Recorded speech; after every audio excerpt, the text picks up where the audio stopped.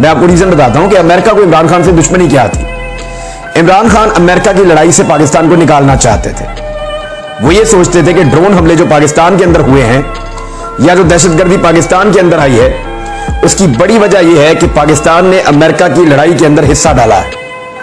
America 7 समंदर पार से आकर यहां पे एक लड़ाई लड़ रहा है अफगानिस्तान में।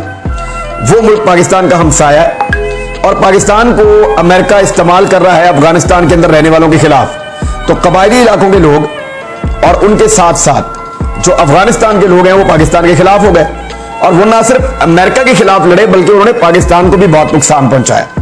पाकिस्तान को अपने मुल्क के अंदर पूरी एक जंग लड़नी पड़ी और हमने 70 से 80 हजार लाशें अपने कांधों पर उठाई।